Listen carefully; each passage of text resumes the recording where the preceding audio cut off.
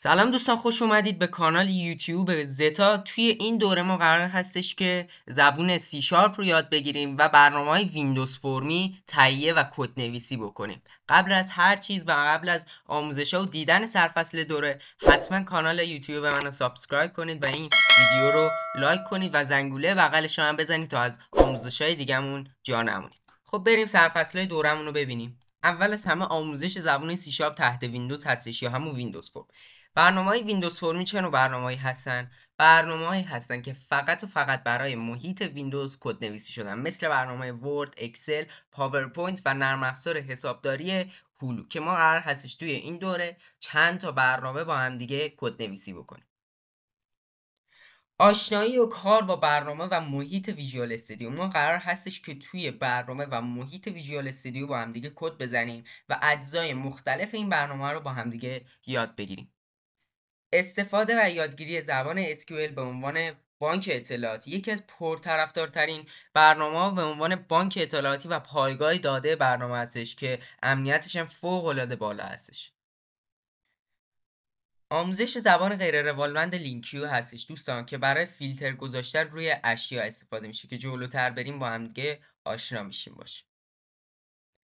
آموزش نوشتن توابع و ساخت و تعریف اشیا و کلاس در پروژه. مهمترین قسمت برنامه نویسی همین قسمتش هستش که شما داخل یه پروژه چندین و چند اشیا داخل پروژهتون تعریف میکنید.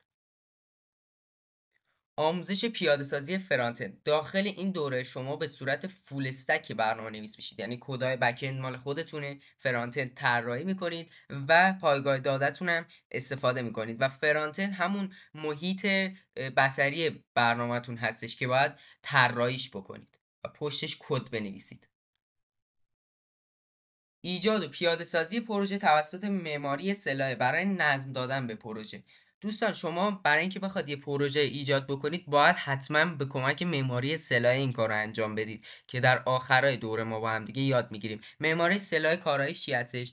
کارایش این هستش که شما در آینده اگر بخواید پروژهتون ارتقا بدین یا ویرایشش بکنین، بین 10,000 خط به مشکل نخورید و کداتون طبقه بندی شده و مرتب و نظم داده شده هستش. و در آخرم تست نرم افزار رو یاد میگیریم که با هم دیگه اپلیکیشنی که ساختین رو تست میکنید و وارد بازارش میکنید.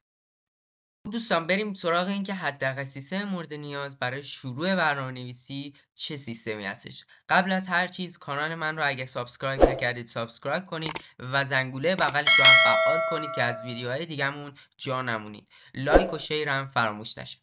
شما باید با حداقل سیستم مورد نیاز خودتون برنامه‌نویسی رو شروع کنید و بعد از اینکه به برنامه‌نویس حرفه‌ای تبدیل شدید و از طریقش درآمدزایی کردید، اون موقع سیستمتون رو ارتقا بدید که به ضرر هم نخورید.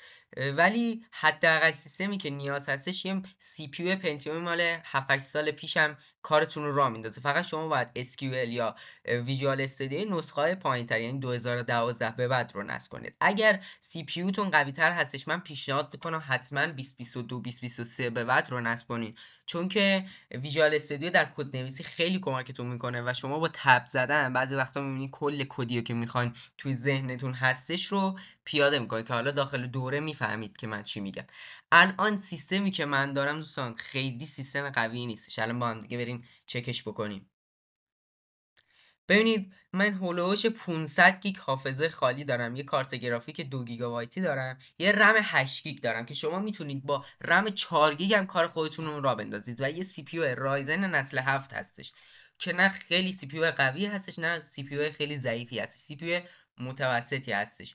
ولی میگم شما با سی پی یو پنتیوم مال 7 سال پیش هم میتونید کار خودتون رو را بندازید و با رم 4 گیگابایتی هم میتونید کار خودتون رو را بندازید.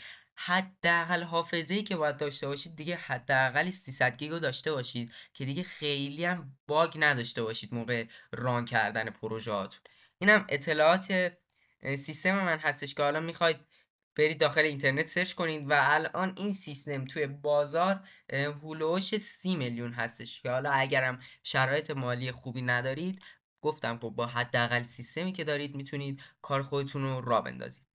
خب دوستان، امیدوارم که همتون بعد از این دوره به یک کدنویس حرفه‌ای تبدیل بشید و به صورت فول استک خودتون بتونید به صورت فریلنسری برنامه و پروژه بگیرید و ازش درآمدزایی کنید. و هدف من از گرفتن این ویدیوها این هستش که میخوام یه مجموعه و یه گروه 7-8-10 نفره از کدنویسا رو دور خودم جمع کنم و با همدیگه به صورت فریلنسری پروژه بگیریم و درآمدزایی رو داشته باشیم و عضو مجموعه زتا بشیم. ممنونم که تا اینجا ویدیو همراه من بودید. لایک، سابسکرایب و شیر دوستان فراموش نشه که به حمایتتون شدیداً نیاز دارم. تا جلسه بعد، خدا نگهدار.